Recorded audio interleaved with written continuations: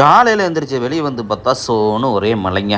ஊட்டி கூட பரவாயில்லையாட்டக்குது, கிளைமேட் மோசமாக இருக்குது. என்ன பண்ணலான்னு யோசிக்கும் போது கறி வணக்கலாமேன்னு ஒரு ஐடியா. சரி, நம்ம வாத்தை பிடிக்கலான்னா வாத்து புறா அடைக்கி போயிடுச்சு. சரி, வாத்தை விட்டு அடுத்து புறாவை பிடிக்கலான்னு பார்த்தா ஒரே ஒரு புறா தாங்க இன்றைக்கின்னு பார்த்து மாட்டுச்சு. சரி, என்ன பண்ணலான்னு கொஞ்சம் நேரம் யோசிச்சுக்கிட்டே இருக்கும்போது தான் தெரிஞ்சது, புறாவை விட்டுட்டு அதனுடைய அண்ணன் கோழிக்கு போகலான்னு பார்த்தேங்க. நல்லா சேவலாக தொழலான்னு பார்த்தா சேவலை இல்லை. டக்குன்னு கண்ணில் மாட்டினது ஒரு கிண்ணி கோழி பேர் செட்டு தான் கிடச்சிதுங்க. அதில் தாய் கோழியை பிடிக்க முடியாது. அதோ ஒரு பார்ட்னர் ஒரு பொட்டைக்கோழி முட்டை விடாமல் ஏமாற்றிட்டு இருக்குங்க. அதை பிடிச்சி வணக்கலான்னு முடிவு பண்ணியாச்சு.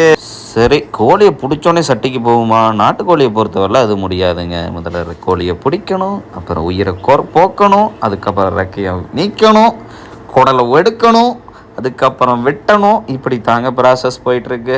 ஒரு வேலையாக நடந்ததுங்க. முதல்ல முடியை எடுத்தாச்சு, சுடு தண்ணியில் போட்டு புசுக்கி எடுத்து, அதுக்கப்புறம் நம்ம ட்ரெடிஷ்னல் முறைப்படி அடுப்பு கூட்டி அடுப்பில் மட்டையை போட்டு நெருப்பில் வாட்ட ஆரம்பித்தோம். வாட்டிக்கிட்டே தான் இருக்கோம். ஏன்னா முடி போக மாட்டேங்குது. ரொம்ப நாள் ஆகிப்போச்சா, கடையிலேயே வாங்கிட்டு இருக்கோமா, நம்மளுக்கும் வேலை செய்ய வேறு வலையில் இருந்தாலும் பரவாயில்லன்னு சுத்தபத்தமாக எடுத்துட்டு, அதுக்கப்புறம் கிருமி நாசினியான மஞ்சத்தூள் போட்டு நல்லா ஒரு வாஷ் கழுவி முடிச்சுட்டு, ட்ரெடிஷ்னல் முறைப்படி அடுப்பு குட்டி வாட்டும் போது வரும் பாருங்க ஒரு வாசனை. அந்த வாசனையை ஸ்மெல் பண்ணும்போதே அந்த நாட்டுக்கோழியோட முழு ருசியும் நம்மளுக்கு தெரியுங்க. எப்பயும் இந்த மாதிரி நீங்கள் செஞ்சு பாருங்கள். நல்லா மஞ்சத்தூள் போட்டு தேய்ச்சி கழுவி கிருமி நாசினி போட்டு எல்லாம் வாட்டி எடுத்தாச்சு. மச்சானும் சேர்ந்துக்கிட்டாங்க. சரி வாடா, பரவாயில்ல வாடான்னு கொஞ்சம் வேலையை வாங்கிக்கிட்டோம். ஒரு வழியாக மஞ்சள் நீராட்டு விழா ஃபினிஷிங் ஸ்டேஜுக்கு வந்துட்டேங்க.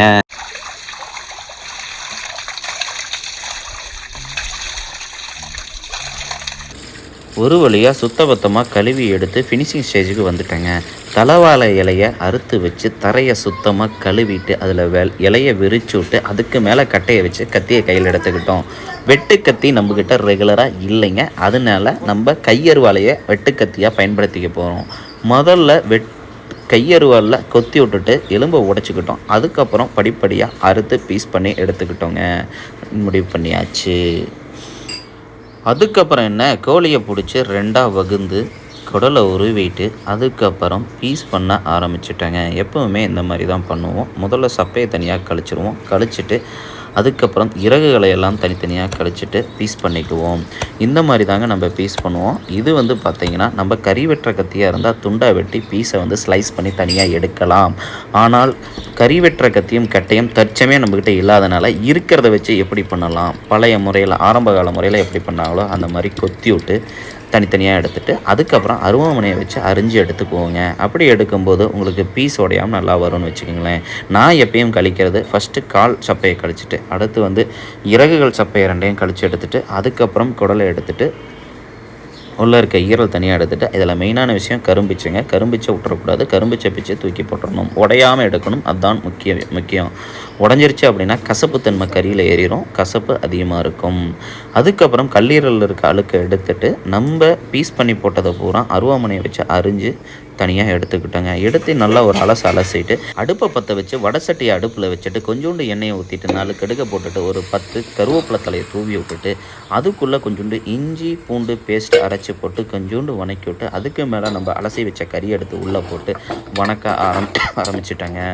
இளம் பதம் சூட்டில், அதாவது ஸ்லிம்மில் வச்சுக்கிட்டு கொஞ்சம் நேரம் வதங்க விட்டோம் அப்படின்னா அந்த கறியில் இருக்க தண்ணி பூரா உள்ளே இறங்க ஆரம்பிச்சிடும். நம்ம தண்ணியே ஊற்ற தேவையில்லை.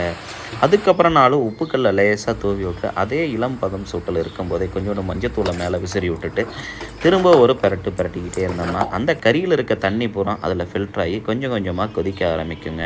அதே இளம் பதம் சூட்டில் கொஞ்சம் நேரம் வேக விட்டோம் அப்படின்னா இந்த உப்பு கறி சாந்து கறியில் ஏறிடுங்க.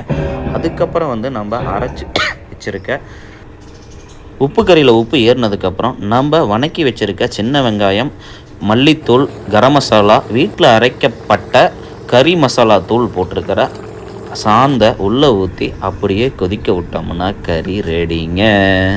எத்தனை பேர்த்துக்கு இந்த மாதிரி அனுபவம் இருக்குன்னு கண்டிப்பாக ஷேர் பண்ணுங்கள். வாங்க சாப்பிட்டு போகலாம், குளிருக்கு சுடமாக இதமாக பதமாக. இந்த வீடியோ உங்களுக்கு பிடிச்சிருந்தா லைக் பண்ணுங்கள், ஷேர் பண்ணுங்கள், கமெண்ட் பண்ணுங்கள், மறக்காமல் சப்ஸ்கிரைப் பண்ணுங்கள். ஆதரவு கொடுத்த அனைத்து நண்பர்களுக்கும் நன்றி. ஆதரவு கொடுக்க போகும் அனைத்து நண்பர்களுக்கும் நன்றி கூறிக்கொண்டு தங்களிடமிருந்து விடைபெறுவது உங்கள் காட்டுப்பதனாக்கி தொழில்நுட்ப ஆளுநர் ஏசி கார்த்திக்.